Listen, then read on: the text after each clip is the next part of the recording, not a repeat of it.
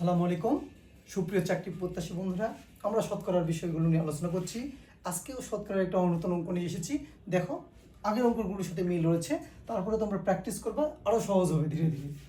এক খণ্ড জমি, এখানে খণ্ডটা লিখে নিলাম। হ্যাঁ, এক খণ্ড জমি কি করা হলো, 2 লক্ষ টাকায় ক্রয় করে 2,50,000 টাকায় বিক্রয় করা হলো।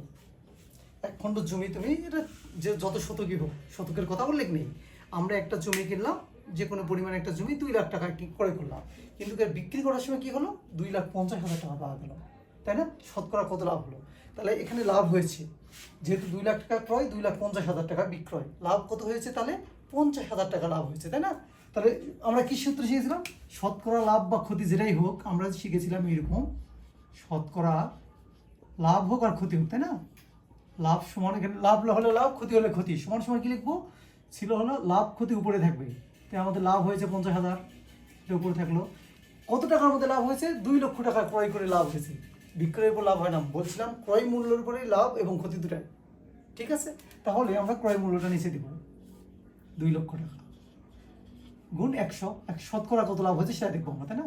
এই যে 4টা শূন্য কেটে দিলাম, এই 4টা শূন্য কেটে দিলাম, ওকে। এখন এখানে 5 দিয়ে কাটলে 4 5 20, 4 দিয়ে 100 কাটলে 4 25 100, তাহলে কত পেলাম আমরা? 25% পেলাম। অর্থাৎ এই জমিটা ক্রয় করে আমাদের 25% লাভ হয়েছে। তাহলে 25% কোথায় রয়েছে? এই খ নম্বরে। তাহলে খ নম্বরে আমরা টিক দেবো। এখানে বারবার বলছি সূত্রটা কি, শতকরা লাভ হোক আর ক্ষতি হোক সমান সমান, লাভ হলে উপরে লাভ লিখবো, ক্ষতি হলে উপরে ক্ষতি লিখবো, ভাগ হচ্ছে যত টাকার মধ্যে আমাদের ক্রয় মূল্য যেটা থাকবে সেটা লিখবো আমরা, অথবা পূর্বের মূল্য উল্লেখ থাকলে পূর্ব মূল্য লিখবো, ঠিক আছে?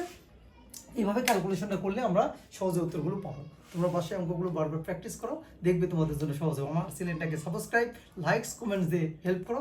সবার আগে তোমার দরবারে আমার ভিডিওটি পৌঁছে যাবে। আল্লাহ হাফেজ।